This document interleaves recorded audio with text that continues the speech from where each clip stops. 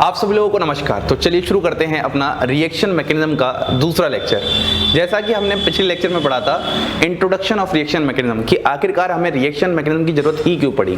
अब उसी ही बात को थोड़ा सा आगे बढ़ाते हुए आज हम अपना टॉपिक स्टार्ट करते हैं कॉन्सेप्ट ऑफ एरो। देखो, अगर मैं कॉन्सेप्ट ऑफ एरो स्टार्ट करूंगा तो वही हमारे पास पूरी की पूरी बात है कि कोई भी ऑर्गेनिक रिएक्शन होगी तो उस ऑर्गेनिक रिएक्शन में हमारे पास क्या होगा, रिएक्टेंट होगा और एक तरफ क्या होगा, हमारे पास प्रोडक्ट होगा। जैसा कि मैंने आपको जीओसी में इसकी बहुत ही डिटेल पिक्चर बताई थी तो वो आपको एकदम अच्छे से याद होगी। और हमें ये भी पता है कि जो रिएक्टेंट होते हैं उसमें क्या होती हैं, ओल्ड बॉन्ड जो होती हैं वो ब्रेक होती हैं और जो प्रोडक्ट होते हैं उसमें क्या होती हैं, न्यू बॉन्ड फॉर्म होती हैं। इतनी बात हमें अच्छे से पता है कि दुनिया की कोई भी रिएक्शंस होती हैं तो वहां पर पुरानी बॉन्ड टूटती हैं और नई बॉन्ड फॉर्म होती हैं। अब ध्यान ये देना है कि जो पुरानी बॉन्ड से टूटने से लेकर नई बॉन्ड के बनने तक का कार्यक्रम हुआ कैसे है, मतलब कोई भी बॉन्ड फॉर्म कैसे होती है। तो अगर मैं आपसे बात करता हूं कि बॉन्ड फॉर्म का जो ड्राइविंग सोर्स है, जो ड्राइविंग फोर्स है, वो कहीं ना कहीं हम कह सकते हैं इलेक्ट्रॉन का मूवमेंट है from one molecule to another. Electron movement from one molecule to another. इस बात को आप बहुत ध्यान से समझिएगा और सुनिएगा, बहुत सारे कॉन्सेप्ट यहीं पर छुपे हुए हैं। One molecule to another.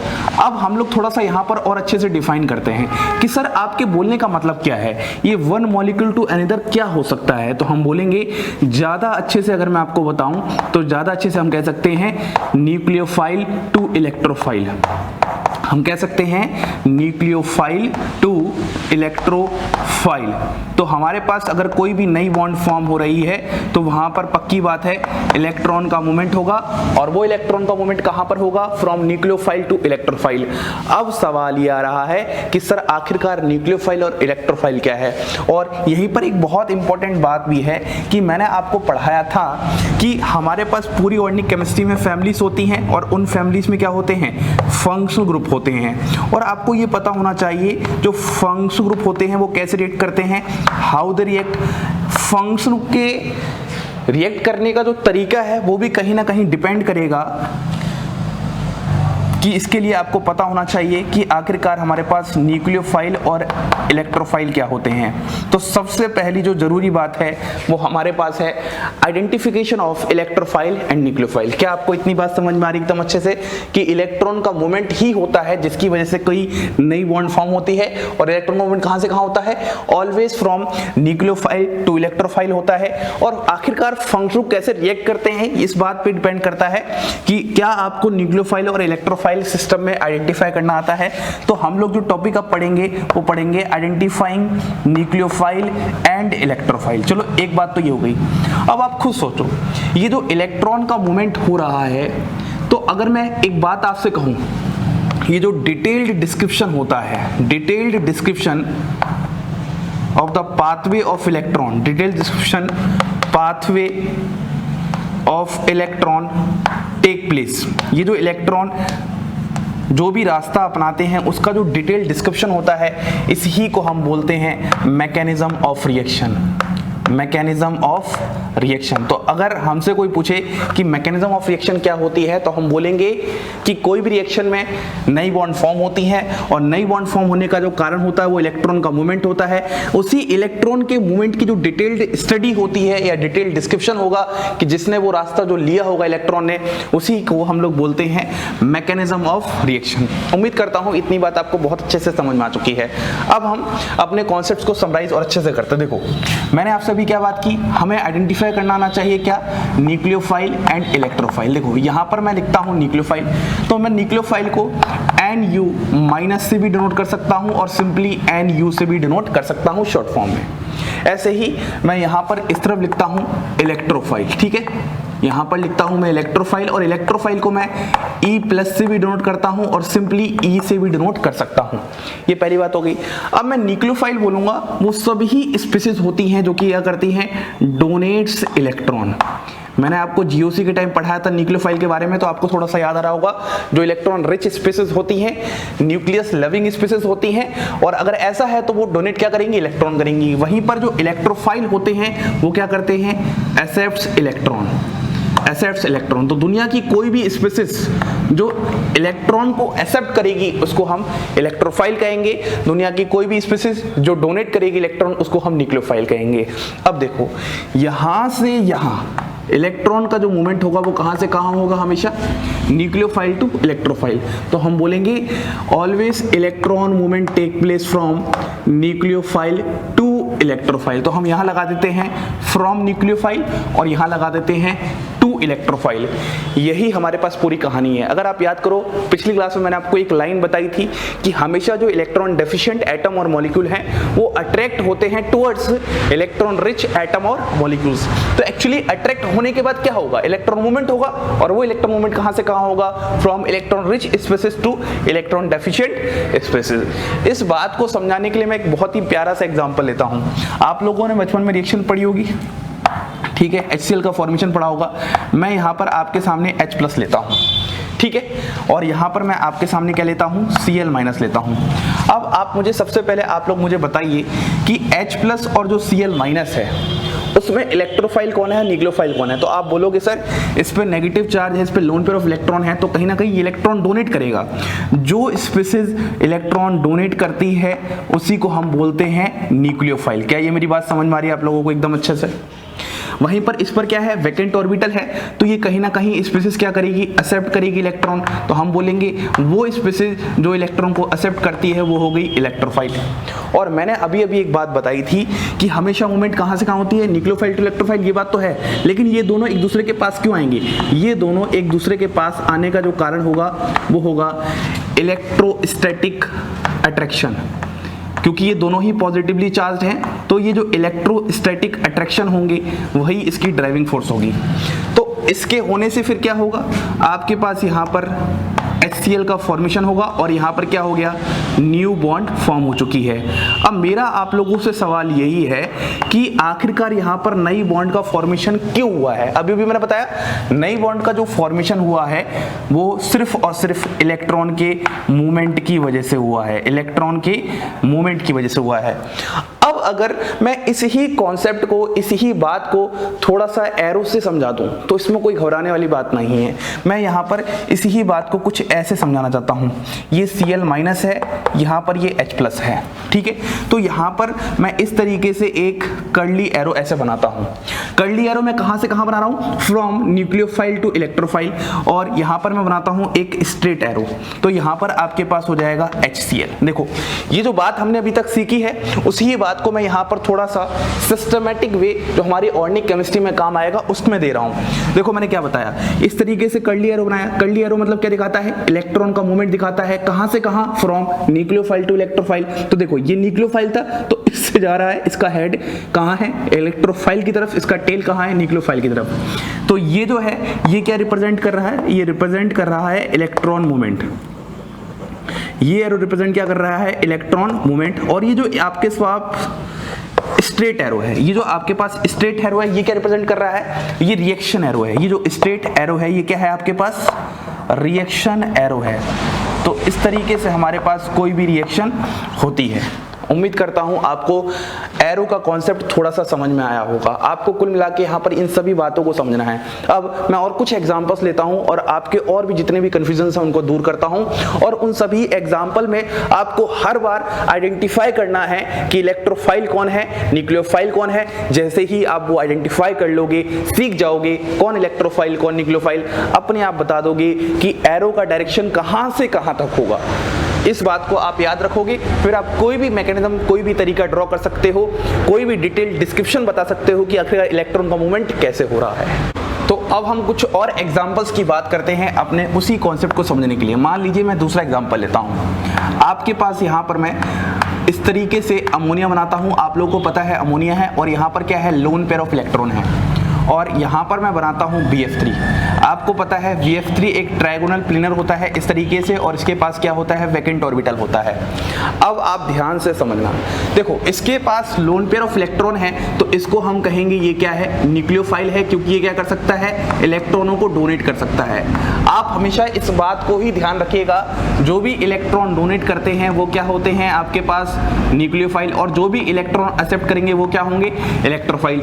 इसको मैं इलेक्ट्रोफाइल क्यों कह रहा हूं, क्योंकि यहां पर क्या है वैकेंट ऑर्बिटल है, तो इसके जो ये लोन पेयर ऑफ इलेक्ट्रॉन है वो कहां पर आएंगे, इसके वैकेंट ऑर्बिटल में आएंगे। तो कहीं ना कहीं इस बात को हम ऑर्बिटल ओवरलैप से समझ रहे हैं। पिछला जो केस था वो पिछला केस कहता था इलेक्ट्रोस्टैटिक अट्रैक्शंस थी, क्योंकि वहां पर वो दोनों ही चार्ज थे, लेकिन यहां पर ये दोनों चार्ज नहीं है, तो यहां पर ऑर्बिटल ओवरलैप है। इसके वैकेंट ऑर्बिटल में इसका लोन पेयर ऑफ इलेक्ट्रॉन आएगा और ओवरलैप करवाएगा, तो आपके पास यहां पर एक नई बॉन्ड का फॉर्मेशन देखने को मिलने वाला है। अब कैसे देखने को मिला, देखो यहां पर NH HH और यहां पर आ जाएगा B, इस तरीके से यहां पर फॉर्मेशन हो जाएगा। जिसने लोन पेयर दिया है उस पर पॉजिटिव चार्ज आएगा, बेसिक केमिकल बॉन्डिंग कॉन्सेप्ट है, और यहां पर क्या जाएगा नेगेटिव।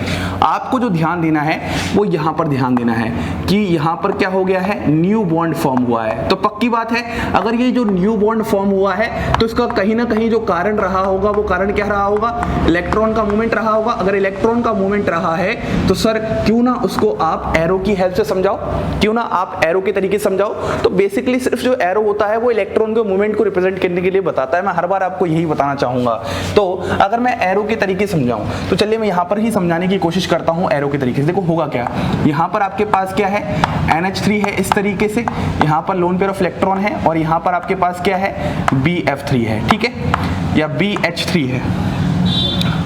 यहां पर आप BH3 ले लो ना, BH3 है इस तरीके से, ठीक है, और यहां पर भी आप क्या ले लो BH3 ले लो इस तरीके से। अब आपके पास अगर ये हो गया तो आप इसको कैसे दिखाओगे, आप इसको कुछ इस तरीके से दिखाओगे, कर्ली एरो टाइप का।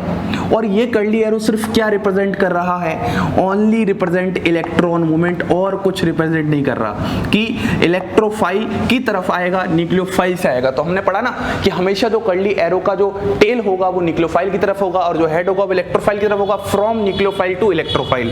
तो यहाँ पर एक स्ट्रेट एरो बनाया, ये स्ट्रेट एरो सिर्फ रिएक्शन दिखा रहा है। जो आज तक आपने बचपन में पढ़ा ना C+O2 स्ट्रेट एरो CO2, तो स्ट्रेट एरो सिर्फ रिएक्शन एरो बताता है और कुछ नहीं बताता है। लेकिन यहाँ पर एक नया कॉन्सेप्ट आ चुका है कर्ली एरो का, और उम्मीद करता हूँ आपको कर्ली एरो का कॉन्सेप्ट बहुत अच्छे से समझ में आ चुका है। तो यहाँ पर क्या हो गया BH, यहाँ पर माइनस और यहाँ पर प्लस। उम्मीद करता हूं आपको ये मैकेनिज्म ड्रॉ करना आ रहा होगा। तो हम ऐसे कह सकते हैं कि जो एरो होते हैं वो हमारे मैकेनिज्म में चार चांद लगाते हैं, हमें बहुत अच्छे से समझाते हैं कि आखिरकार इलेक्ट्रॉन का मूवमेंट कहां से कहां हो रहा है। और इलेक्ट्रॉन के मूवमेंट को ही समझना क्यों जरूरी है, क्योंकि किसी भी बॉन्ड का जो फॉर्मेशन होता है उसके पीछे जो ड्राइविंग फोर्स होती है वो इलेक्ट्रॉन का मूवमेंट ही होता है। चलिए ये दो एग्जांपल्स हमने देखे। अब अगर हम तीसरे एग्जांपल की तरफ बढ़ते हैं, थोड़ा ऑर्गेनिक केमिस्ट्री की बात कर लेते हैं। मान लो यहाँ पर आपके पास क्या है CN- है इस तरीके से, आ रही बात समझ में। और यहाँ पर मैं एक इस तरीके से ऑर्गेनिक कंपाउंड ले लेता हूँ एल्डिहाइड टाइप का। आपको पता है ये CN- है, ये एल्डिहाइड है। अब मुझे बताओ सबसे पहले इन दोनों में इलेक्ट्रोफाइल न्यूक्लियोफाइल कौन है। हमें पता है ये जो है ये क्या होगा, न्यूक्लियोफाइल होगा, पक्की बात है, क्योंकि इस पे नेगेटिव चार्ज है और इलेक्ट्रॉन डोनेट करेगा।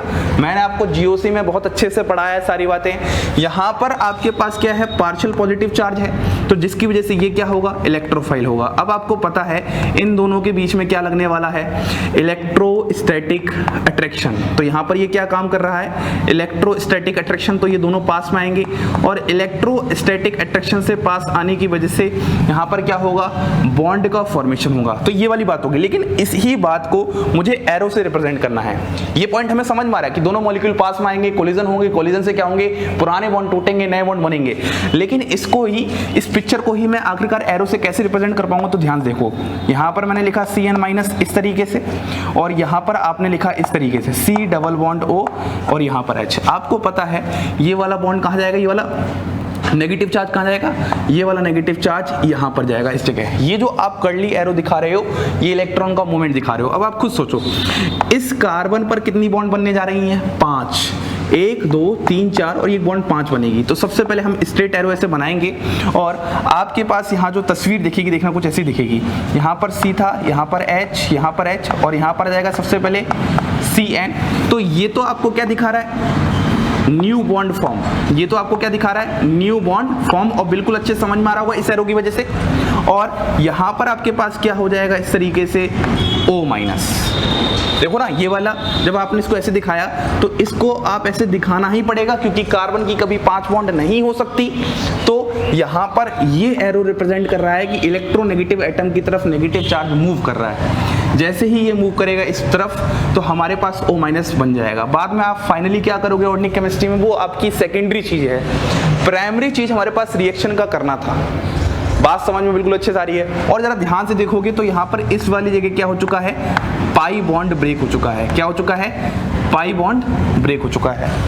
तो ये कुछ एग्जांपल्स हैं जो एग्जांपल्स आपको और अच्छी क्लियर पिक्चर देने वाले हैं। मान लो मैं एक एग्जांपल की और बात करता हूँ। आपके पास क्या है, H2O है, अच्छे से समझ में आ रहा है। यहाँ पर आपके पास वही मॉलिक्यूल है C डबल बॉन्ड O, यहाँ पर H, यहाँ पर H। यहाँ पर क्या है, लोन पेयर ऑफ इलेक्ट्रॉन है, यहाँ पर क्या है, पॉजिटिव सेंटर है, ये इसकी तरफ अट्रैक्ट करेगा।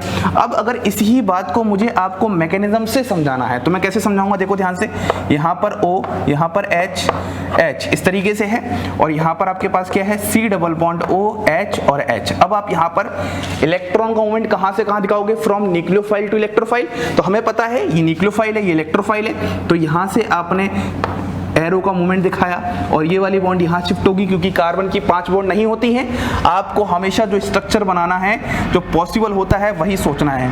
तो आप यहाँ पर कुछ ऐसा फॉर्म कर दोगे, C, यहाँ पर H, यहाँ पर H और इस पर तो प्लस आ जाएगा और यहाँ पर क्या जाएगा, O- आ जाएगा। इतनी बात आपको अच्छे समझ में आ रही है। अब इसके आगे क्या होगा क्या नहीं होगा वो दूसरी बात है। आपको सबसे पहले प्राइमरी स्टेज को समझना है। सबसे पहले आपको इलेक्ट्रोफाइल और न्यूक्लियोफाइल को आइडेंटिफाई करना है और फिर न्यूक्लियोफाइल से इलेक्ट्रोफाइल की तरफ इलेक्ट्रॉन का मूवमेंट करवाना है और नई बॉन्ड का फॉर्म करना है। तो आपने क्या यहाँ पर नई बॉन्ड फॉर्म की, बिल्कुल यहाँ पर क्या हो चुका है, न्यू बॉन्ड का फॉर्मेशन हो चुका है और यहाँ पर क्या हो चुका है, पाई बॉन्ड ब्रेक हो चुकी है। मतलब जो ओल्ड बॉन्ड होती है वो क्या हो रही है, ब्रेक हो रही है, और न्यू बॉन्ड हो रही है वो क्या हो रही है, फॉर्म हो रही है। तो उम्मीद करता हूं आपको इन एग्जांपल से बहुत अच्छे से क्लियर पिक्चर आ चुकी होगी एरो के बारे में। एरो के बारे में अभी तक सिर्फ 2 बातें।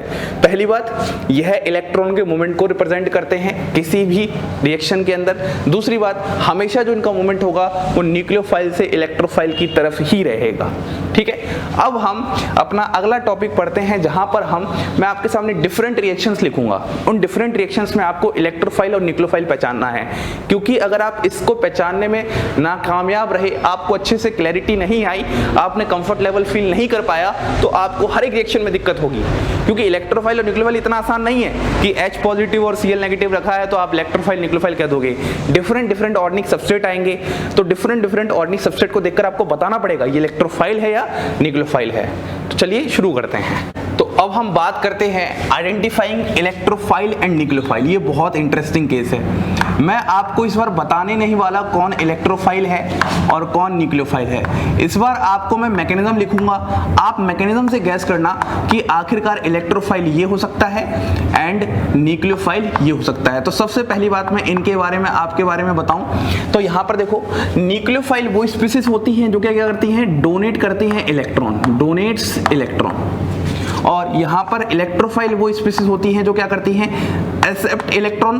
तो पक्का इसके पास कुछ ऐसा होना चाहिए जिससे ये इलेक्ट्रॉन डेंसिटी दे सके, और इसके पास कुछ ऐसा होना चाहिए जिससे ये इलेक्ट्रॉन डेंसिटी वहां पर ले सके। बात समझ में आ रही है। और एक बात और आपको ध्यान रखनी है, इस बात को तो आपको भूलना ही नहीं है कि हमेशा जो आपका एरो का डायरेक्शन होता है वो कहां से कहां होता है, न्यूक्लियोफाइल से इलेक्ट्रोफाइल। ये बात बहुत हेल्प करने वाली है। अगर आपके सामने मैकेनिज्म हो और मैकेनिज्म में आपको नहीं पता चल रहा हो कौन न्यूक्लियोफाइल कौन इलेक्ट्रोफाइल, आप सिर्फ इतनी सी जानकारी के साथ बता दोगे ये स्पीसीज न्यूक्लियोफाइल है, ये स्पीसीज इलेक्ट्रोफाइल है। तो यह आपका क्या शो कर रहा है, इलेक्ट्रॉन मूवमेंट। अब तो आपको लगता है एकदम छप चुका होगा कि सिर्फ जो कर्ली एरो होती हैं उनका एक ही काम होता है, इलेक्ट्रॉन मूवमेंट को रिप्रेजेंट करना, बस। अब मैं आपके सामने डिफरेंट रिएक्शंस लेके आने वाला हूं। देखो, अगर मैं सबसे पहली रिएक्शन की बात करता हूं, आपके सामने यहां पर मैं HO- लेके आ रहा हूं। मैं आपसे नहीं बात कर रहा कि कौन इलेक्ट्रोफाइल कौन न्यूक्लियोफाइल, मैं यहां पर सिर्फ मैकेनिज्म बताऊंगा। तो सबसे पहले स्टेप में ये होगा HO माइनस H प्लस, तो ये माइनस यहाँ पर ऐसे अटैक कर रहा है और यहाँ पर मैं स्ट्रेट एरो लिख रहा हूँ, तो यहाँ पर फॉर्मेशन हो जाएगा H2O का, हो गया। फिर मैं अगले स्टेप में क्या लेकर आ रहा हूँ, H प्लस लेके आ रहा हूँ। इस बार इस पे लोन पेयर ऑफ इलेक्ट्रॉन है, ये यहाँ पर अटैक कर रहा है और आपके पास यहाँ पर फॉर्मेशन हो जाएगा HOH और यहाँ पर H और प्लस, ये वाली बात है। अब देखो ये जो हमारे पास है, ये हमारे पास क्या है, हाइड्रोक्साइड आयन है, आपने पढ़ा होगा बचपन क्लास में HO माइनस। ये आपके पास हाइड्रोनियम आयन है, ये आपके पास क्या है, वाटर है, और इसको भी आप हाइड्रोनियम आयन कह सकते हो, ठीक है। तो मेरा सवाल ये है कि आपके सामने ये रिएक्शन है, तो क्या आप इसमें गैस नहीं कर पाओगे कौन न्यूक्लियोफाइल कौन इलेक्ट्रोफाइल?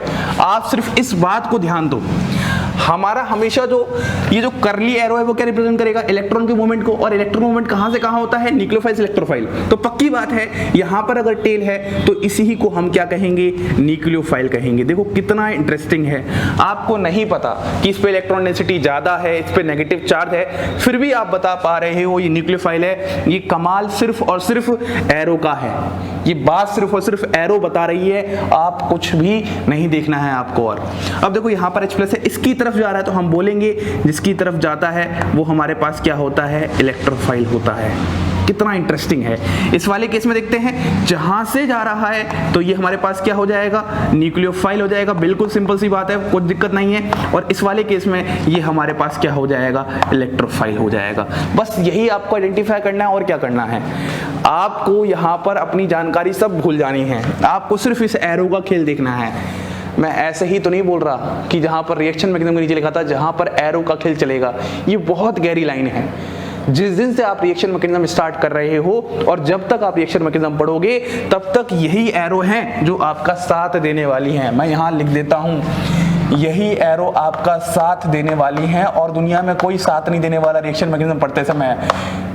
मैं भी एक दिन पीछे हट जाऊंगा और आपको बोलूंगा इसका मैकेनिज्म करो, तो सिर्फ ये एरो ही साथ देगी आपका मैकेनिज्म करने में। बहुत बहुत गहरी बातें हैं ये, कोई नहीं बताता कभी भी, ऐसा कभी किसी ने नहीं पढ़ाया होगा।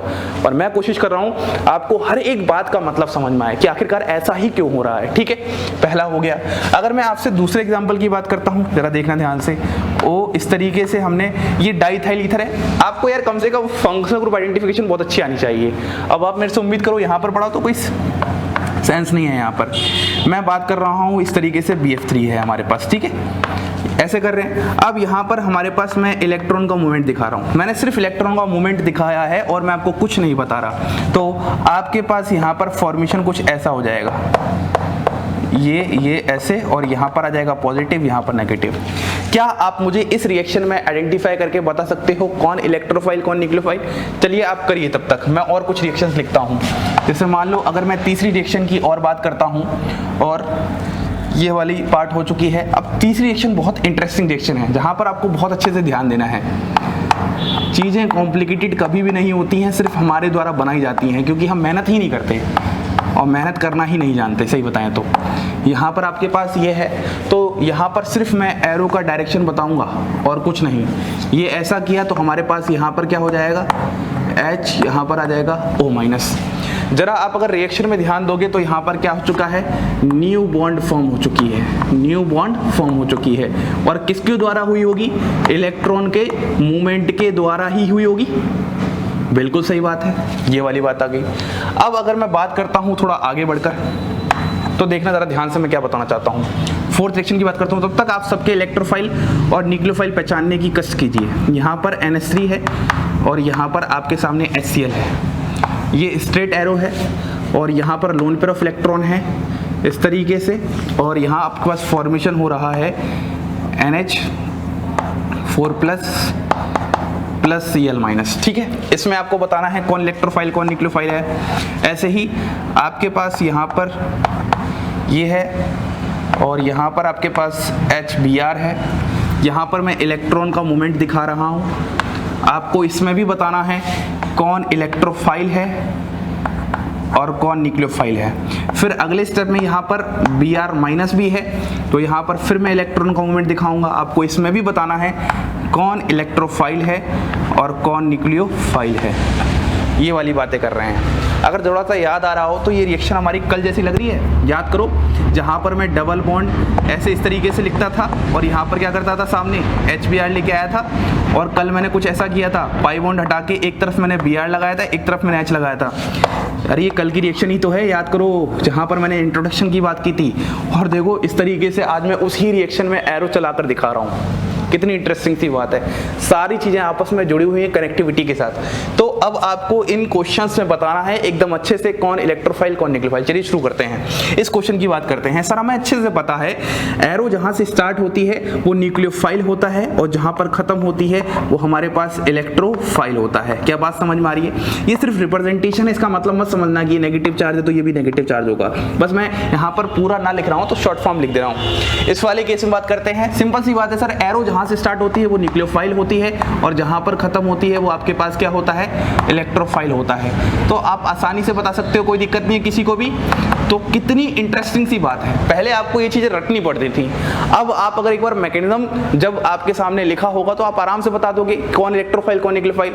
ये तो आप ऐसा काम कर रहे हो, लेकिन ऑर्गेनिक केमिस्ट्री इतनी अच्छी नहीं है। आपको कोई आपके लिए मैकेनिज्म लिख के थोड़ा ना देगा। आप सोच रहे हो कि मैकेनिज्म पहले से लिखोगी, आपको मैकेनिज्म करनी होगी और उस मैकेनिज्म के करने के लिए आपको पता होना चाहिए इलेक्ट्रोफाइल और न्यूक्लियोफाइल कौन है। मेरे कहने का मतलब समझो, ये जो मैं क्वेश्चन का अप्रोच करवा रहा हूँ एकदम उल्टे तरीके से करवा रहा हूँ। मैं आपको मैकेनिज्म से देखने की कोशिश करवा रहा हूँ कि इलेक्ट्रोफाइल न्यूक्लियोफाइल कौन है।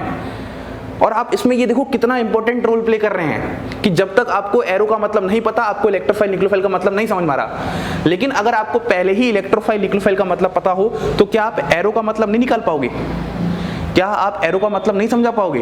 क्या आप ये नहीं बता पाओगे कि न्यूक्लियोफाइल से इलेक्ट्रोफाइल जा रहा है? क्या आप हर एक रिएक्शन में इलेक्ट्रॉन रिच सेंटर से इलेक्ट्रॉन डेफिशिएंट सेंटर की तरफ इलेक्ट्रॉन की मूवमेंट नहीं करवा पाओगे? और अगर आप ये नहीं करवा पाओगे तो यकीन मानो रिएक्शन मैकेनिज्म आपको नहीं आएगी। आपको सिंपली रिएक्शन मैकेनिज्म में क्या करना है, एक इलेक्ट्रॉन रिच स्पीसीज से इलेक्ट्रॉन डेफिशिएंट स्पीसीज की तरफ एरो का मूवमेंट करवाना सीखना है, जहां पर नई बॉन्ड का फॉर्मेशन करना है। और हमेशा ऐसा ही देखने को मिलेगा, इस एक लाइन में ही हमारी पूरी ऑर्गेनिक केमिस्ट्री की मैकेनिज्म खत्म होती है और कुछ मैकेनिज्म नहीं है। इस केस की बात करते हैं, एकदम स्पीड में आना चाहिए। ये देखो न्यूक्लियोफाइल है, ये देखो इलेक्ट्रोफाइल है। इसकी बात करते हैं, ये न्यूक्लियोफाइल है, ये इलेक्ट्रोफाइल है। इसकी बात करते हैं, ये न्यूक्लियोफाइल है, ये इलेक्ट्रोफाइल है। मतलब एरो देखकर अगर आप इतनी स्पीड में बता सकते हो, तो अगर मैं आपको पहले ही बता दूं ये न्यूक्लियोफाइल इलेक्ट्रोफाइल जो कि बता चुका है मैंने जीओसी में, तो क्या आप एरो नहीं बना पाओगे? क्या आप मैकेनिज्म नहीं बना पाओगे? वही मैकेनिज्म बनानी सीखनी है हमें। और आप देखना कि आज आपको एक मैकेनिज्म करवा के ही भेजूंगा, तब बोलोगे यार सर ने पता नहीं आज पहले दिन में क्या क्या सिखा दिया। तो ये हमारे पास था पूरा identification of electrophile and nucleophile. अब हम थोड़ा सा आगे बढ़ते हैं, जहां पर हम कुछ इंपॉर्टेंट बातें होंगी कर्ली एरो की। उन कर्ली एरो की बातों को ध्यान रखना है कि आखिरकार इनको बनाते कैसे हैं, किन किन बातों का हमें ध्यान रखना है बनाते समय। तो अब हम थोड़ी सी बातें कर लेते हैं किसके बारे में, कर्ली एरो के बारे में। तो कर्ली एरो के बारे में अगर एक दो बातें मैं आपको बताऊं तो सबसे पहली बात तो यही है कि ये इलेक्ट्रॉन के मूवमेंट को शो करता है, बिल्कुल सही बात है। दूसरी बात ये है हम इसकी हेल्प से न्यूक्लियोफाइल एंड इलेक्ट्रोफाइल आइडेंटिफाई कर सकते हैं, जैसे अभी हमने पिछले क्वेश्चन में किया था। तीसरी बात ये है ये सिर्फ इलेक्ट्रॉन के मूवमेंट को ही शो करता है, एटम के मूवमेंट को बिल्कुल भी शो नहीं करता है। इस बात को आप ध्यान रखना और इसको आप किन्हीं डायरेक्शन में समझा सकते हो। जैसे मैं एग्जांपल की बात करता हूँ, आपके पास यहाँ पर NH3 है और यहाँ पर आपके पास क्या है, HCl है। आपने पहले किस तरीके से बताया था, इस तरीके से एरो यहाँ किया और ये यहाँ किया, तो आपने यहाँ पर क्या फॉर्मेशन कर दिया, NH4+ और प्लस Cl-। लेकिन अगर मैं इस ही रिएक्शन को थोड़ा सा बदल दूं, थोड़ा सा चेंज कर दूं और मैं आपके सामने यहाँ पर HCl लिख दूं और यहाँ पर मैं आपके सामने NH3 लिख दूं, तो क्या आप यहाँ पर नहीं कर पाओगे? तो क्या अभी भी आप ऐसे ही करोगे? नहीं, अब आप ऐसे करोगे, ऐसे करोगे। पॉइंट को समझो, चाहे आप एरो इस तरफ लेके जाओ, चाहे आप एरो इस तरफ लेके जाओ, हमेशा एक बात पक्की है कि जो एरो की मूवमेंट होगी वो हमेशा न्यूक्लियोफाइल से इलेक्ट्रोफाइल की तरफ ही होती है। तो जब आप ऐसा करोगे तो आपके पास फिर से फॉर्मेशन वही देखने को मिलने वाला है। तो इस बात का आप ध्यान दो, आप अपनी मैकेनिज्म को कैसे भी बना सकते हो। एक बात और ध्यान दो, क्या हम एरो को बहुत ज़्यादा टिल्ट कर सकते हैं? जैसे मान लो मैं अगर फिर से ये बात करता हूँ, NH3 है हमारे पास, तो क्या मैं इसको ऐसे कुछ कर सकता हूँ?